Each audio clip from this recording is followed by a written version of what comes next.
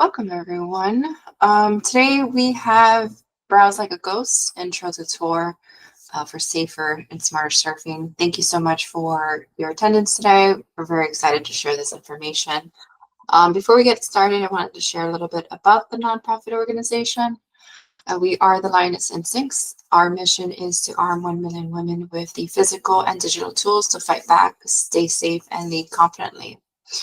We use the principles of Brazilian Jiu-Jitsu and cybersecurity to enlighten the huntress in all of us and engage in a threat risk assessment with mitigation tactics. We are a 50c3 nonprofit being physically sponsored by the Hack Foundation, also known as Hack Club. And you can connect to us on social media via Instagram, Facebook, or LinkedIn, our website, or shoot us an email. Let us know what you would like to see in the future. For October, we are celebrating 2 awarenesses, bringing information to help drive the awareness and education around these 2 awareness. One is the cybersecurity, and the other one is our domestic violence awareness. We have today Browse Like a Ghost, Intro to TOR. Next week, we'll have Kid Safety with Tiny Clicks and Big Risk, and then we'll end the month with a holiday scam survival guide. We'll talk about different ways that we're seeing threats coming in on how folks are scamming you from inbox to shopping and so forth. October is Domestic Violence Awareness Month, so wearing purple in survivor solidarity is something that us and the team have been doing, and for you to go ahead and help support and honor those. You can find more classes at the lionnessinstincts.com/schedule class. And for anyone online that's looking, if you want some quick tips on ways to stay safe online, from travel, social media, dating, entrepreneurs, kids, and so forth, you can check out our online safety resources link right here on the screen. It's a whole PDF sharing different tips and tricks for these little pieces. Lastly, we are looking for folks that are excited to bring their enthusiasm to our mission. So we're seeking passionate volunteers to help expand our impact. And volunteers can range from being a digital privacy analyst to help grow and support these programs, these webinars, writing blogs, writing content, sharing, speaking, social media to help drive the engagement, management, and grow our online presence in our current platforms or others, a community manager to help manage our Discord, bring in folks, and keep the conversations going. And the last one needs to be edited. But yeah, if anyone's interested in volunteering in these opportunities or more, please reach out at info@thelionnessinstincts.com. And then lastly, here are different ways to get in touch with us. We have Instagram, Facebook, LinkedIn. And then on our websites, you can check out the upcoming events, our shop, donate, and join our mailing list. With that, I'm going to hand it over to our speaker, James, who's going to take us on the journey of TOR. Hello, let me try and get presentation working. Hop over. Okay, how does that look? It's working. I see it. All right, fantastic. So what we're going to be talking about is TOR. TOR is a technology that allows us to access the internet without really anyone monitoring our connection or seeing what websites we go to, websites seeing us. It provides a lot of privacy. It's a technology that's been around pretty much since the dawn of the internet itself. And it's a very powerful tool, and it's designed to be very, very easy to use. So it's an important thing to go over because anyone can really pick it up and use it without a lot of background knowledge, which makes it fantastic to teach people about. So TOR stands for the Onion Router. So essentially, TOR is a network of thousands of servers around the world. These servers are run by volunteers, and it allows you to route your traffic as you browse the internet through those servers to make it really hard to figure out who's who. So if you've ever watched a TV show or a movie and they claim, oh, this person hacked us and they routed their network through 100 servers and we can't find them. They're kind of like joking about this technology. So it makes it very hard for anyone to figure out who's who when you're browsing. The Tor project website, it's an open source project. And on there, I found this little snippet that says, all the people who have been involved in Tor are united by a common belief. Internet users should have private access to an uncensored web. So those are the two pillars of Tor, is private access, the ability to browse and to learn information without being inhibited, without worrying about your own safety, and having unlimited access to knowledge so that you're not being censored by anyone who might want to censor you.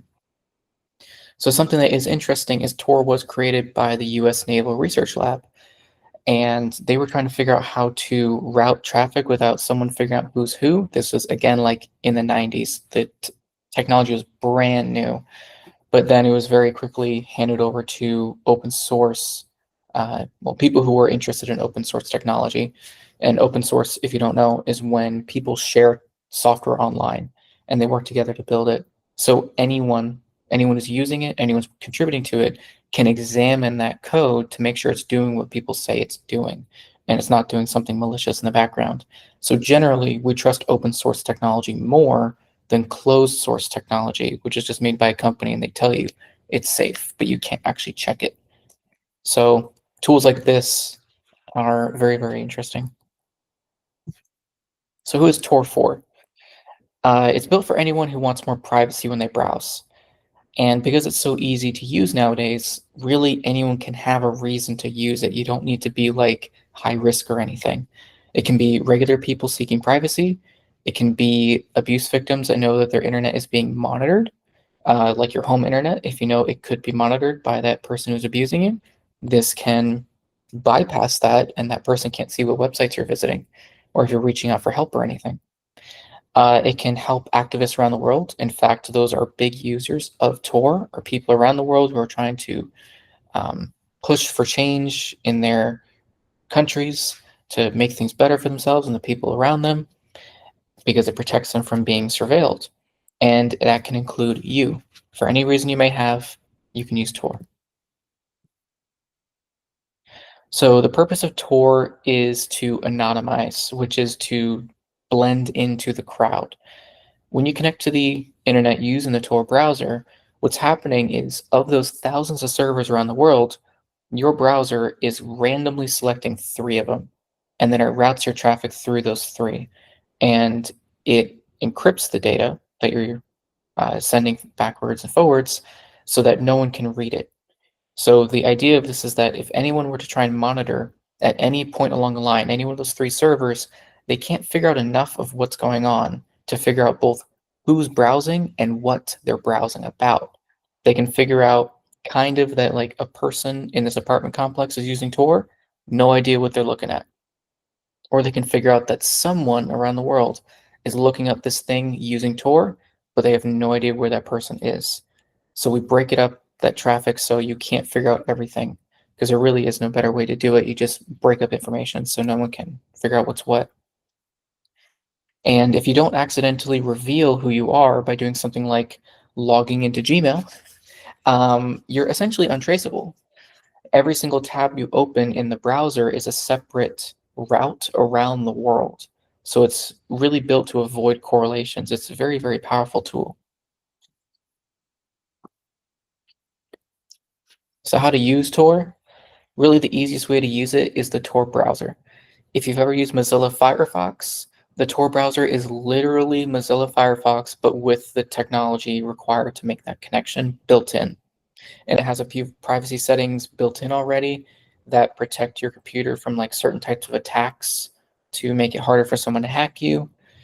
And pretty much all you need to do is download it from the Tor project website and hit connect automatically, and then it works. It's no different from any other browser, other than it takes about 30 seconds to make the connection because this is run by volunteers. It's not that fast, and your browsing is slower. That's just how it is. But it makes it very, very hard for anyone to trace you down.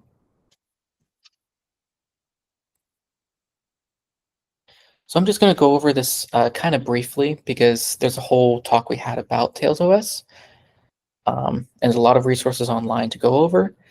But the reason why technologies like this exist is, let's say you are a journalist somewhere in the world and you are reporting on something going on that's really bad, and you know that you're probably being monitored.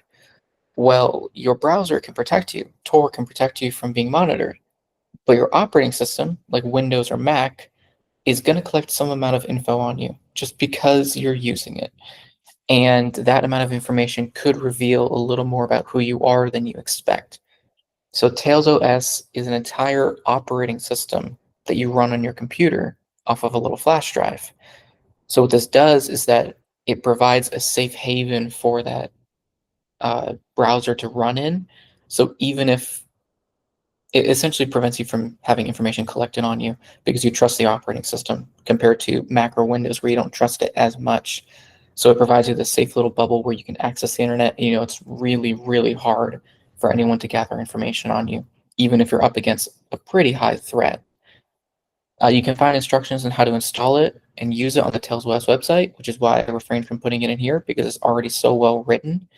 And this is a great tool because, again, it's made for journalists. Tor used to be kind of hard to use, but now it's made for people that are not technically inclined, which is fantastic because then anyone else can pick it up and use it.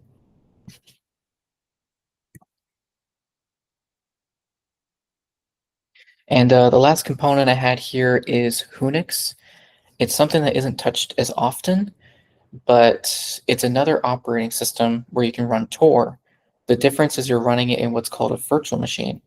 So you can run it in a program like VirtualBox, and it again allows you to bottle up what you're doing into an entire operating system that you trust to make it harder for anyone to collect information on you. This is certainly a little bit harder to set up. I've had to set it up myself, and it took a little tweaking, but it can be fun to figure out if you're the kind of person that likes to tinker with things, or if you just want to learn how to set it up and you want to learn about the technology itself. And again, I put those instructions right there, downloaded from the Unix website. Feel free to go check that out. It's a very interesting little technology to learn about.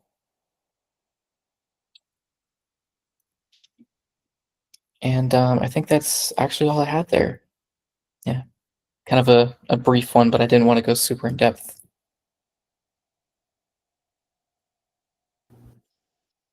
Awesome, good information. Any questions from the group?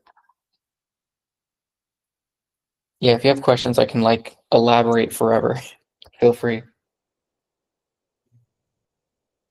All right, I'll pop the first one. So the way Tor works, there's other folks trying to identify, right, like a hacker's trying to see what you're doing at your computer or you're linking your network.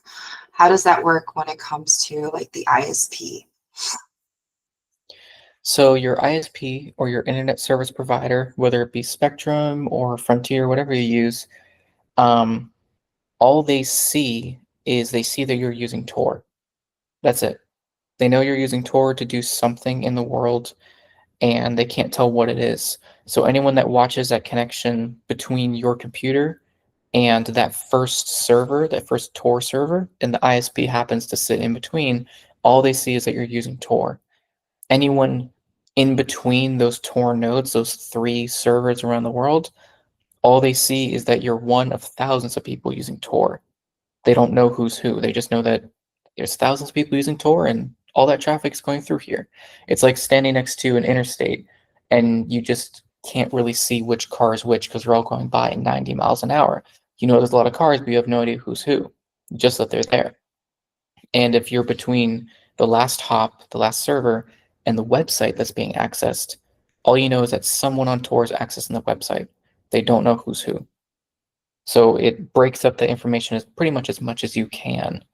And of course, if you close and reopen that browser periodically, it makes it practically impossible for anyone to really figure out who's who. Yeah.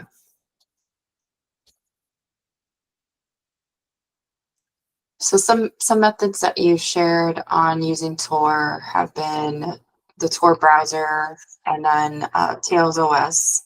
So that would be setting up your own operating system, and the pronunciations leaving me right now.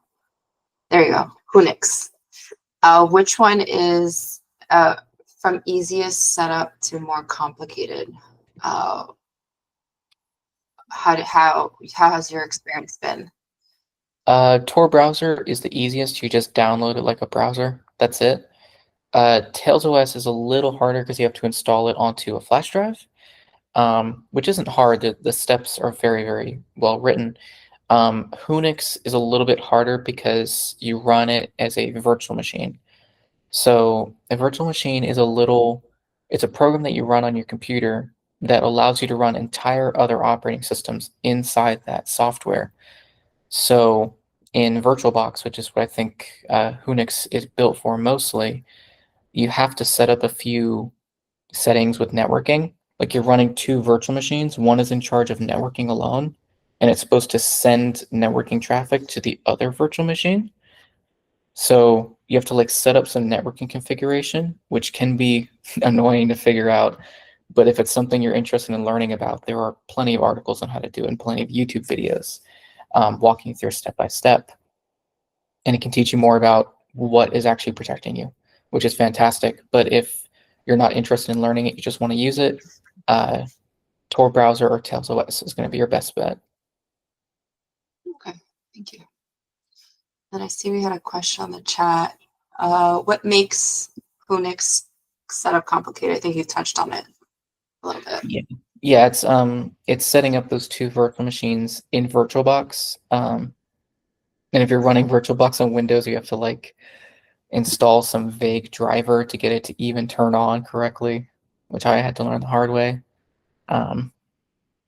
So it's a few steps of figuring out how running a virtual machine works. Nice. So we talked about in the beginning the different users that could use Tor, right? If you want to go back to those slides. Yes. All right, so we have regular folks, abuse victims, activists, and then the everyday folk. Out of those top three, per each, I guess, what would be your recommendation on what they should probably use? Like regular folks just seeking privacy. Should they do the full setup? That's a really good question. I'd say regular folks seeking privacy, your lowest, that I would say like lowest risk, Tor browser is perfect. Uh, Easy to use, easy to fire up, just close it when you're done. I would say abuse victims again fall into that category of just use a Tor browser because it's already quite robust. What someone can monitor on a local connection isn't that significant. Activists around the world, I would say that's where you want to use Tails. Because if you're an activist and you're trying to pressure like your country to change, you're up against a much more sophisticated organization that can really put some resources into figuring out who's who. That browser alone may not be enough anymore. That's what Tails OS is built for. It was originally used by Edward Snowden to reveal information. So like it's a legitimate tool. That's where you want to be using Tails OS. And I would say, even if you never plan on using it, buy a $15 flash drive on Amazon and install this operating system on it and play with it. Learn how it works. And I can keep it on my keychain. I don't think I'm ever going to need it, but I think it's pretty cool that it's there and I can use it if I need it. It's just another tool that's there. And Unix, I would say, fits in the same threat level as Tails OS. It's just Tails OS is easier to use, but those two fit the same category of if you're actually worried about a significant threat, that's where you want to use that tool. Okay, yeah, that makes sense. Because as an abuse victim, having a browser, if the person's not technology, like understanding the browser at least covers you in some aspect. But if you go and you have all these fancy setups, they might question it, or they might be monitoring it too. So, okay. And of course, every use case is different. You know, you might be more advanced technology-wise than them, that they might not even be able to access your computer, and you can still do it, or you know, they do a partition and just have Tails connected on the side. Yeah, actually, that's a good point. I didn't think of that. Yeah. If they're monitoring the computer, that would Tails OS would be a great solution to that. Because if they're like recording the screen, Tails OS would bypass that completely because you're booting another operating Mhm. system. It overrides it. Yeah, overwords. Um, Feel free if anybody has questions to drop them in the chat. We have one. Brianna says, "What about on your phone? Is there anything that we can use?" Yes, thank you. I totally forgot about that. It Tor browser is available for everything except the iPhone, which is fantastic because I have an iPhone. Um, I would say any of the versions you see on the App Store for the iPhone, don't use them. They're all like combinations of weird, like it's like VPN plus Tor. I'm like, you're not supposed to use those together. Why is this a thing? I have to pay for it. Tor's free. What are you talking about? Um, I would say whether it's Mac OS, Windows laptop, or Android phone, you can download the Tor browser, and it works like a regular old browser. It's fantastic. Um, if you have an Android, I would say to download it and just play with it. Again, if you have any other operating system, because it's worth just learning how to use it and seeing, okay, I have this tool I can use. Oh, I just saw one come in. Oh yeah, about online shopping. Hmm. I would say it doesn't really protect financial data like that, but one important thing to note is that if you really want to hold on to that privacy it's giving you, you don't want to be signing into stuff that you sign into normally, right? Like it's great for reading the news or something, accessing information that you can just access and you would look like anybody else doing it. But if you're going to be signing into Amazon or something, it's going to give you away, and all Amazon is going to go is they'll be like, oh, this person uses Tor. That's weird, and that's going to be pretty much all you gain from it. They already know who you are because you logged into your personal account. But if you're worried about the financial data and stuff, I would say just a safe browser, period, is going to be Brave browser or Firefox. Either one of those is a good day-to-day browser to make sure that you are accessing websites securely so that no one is trying to like steal your credit card information. Those do a great job. Yeah, that's correct about the financial identifier. Or if you're running, what is it, Mac, Safari, it works fine. If you just want to stick with that, it works great.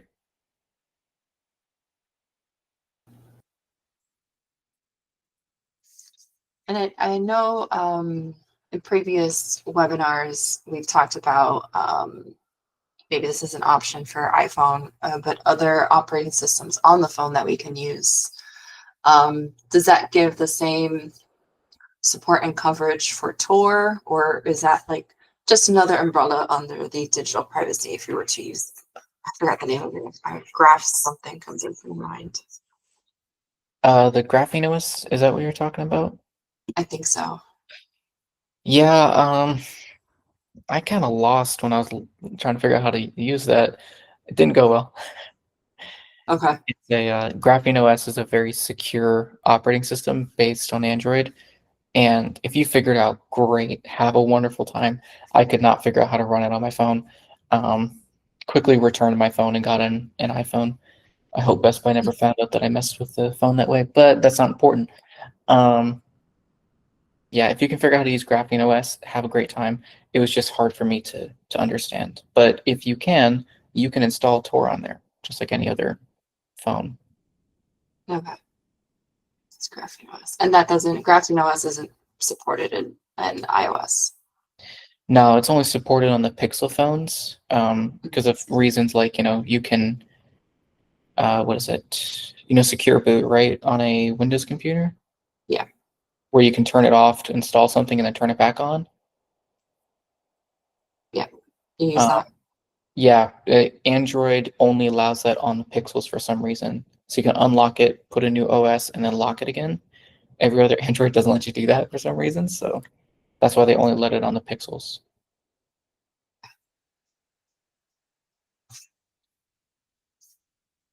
Awesome. Any other questions? This is good discussion. Yeah, go for it. We're getting some good questions.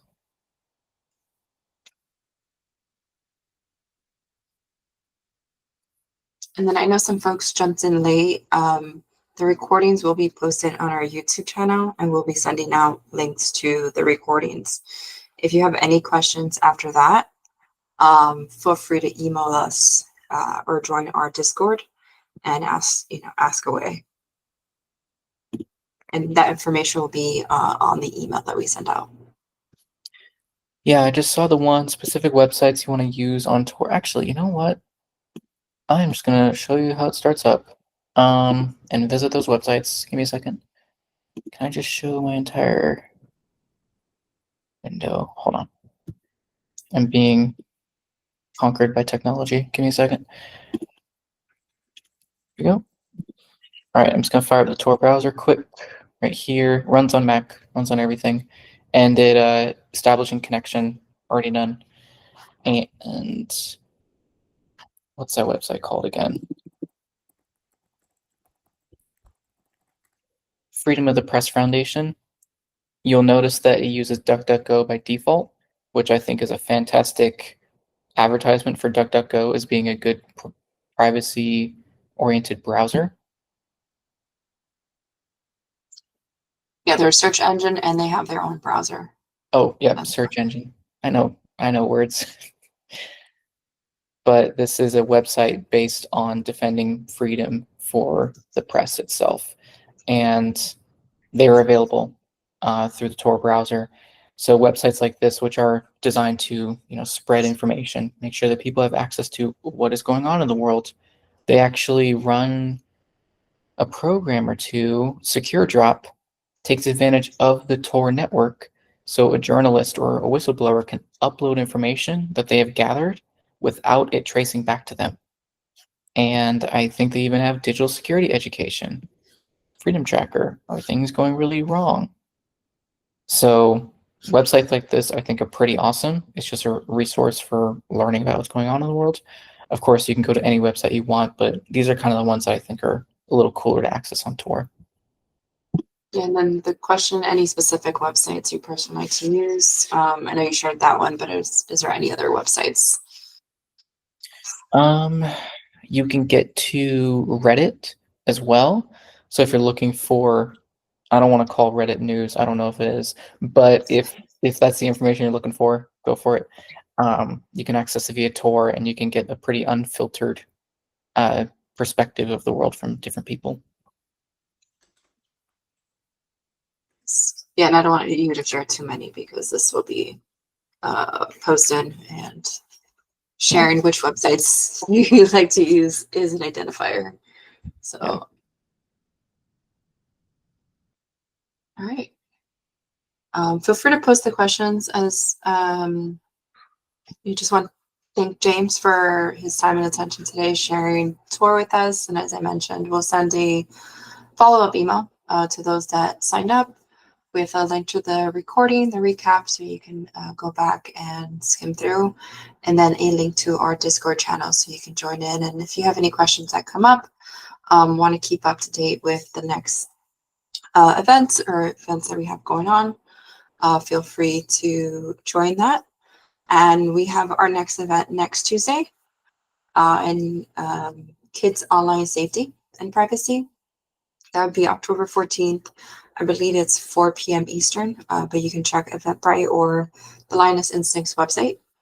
And yeah, thank you all for joining today.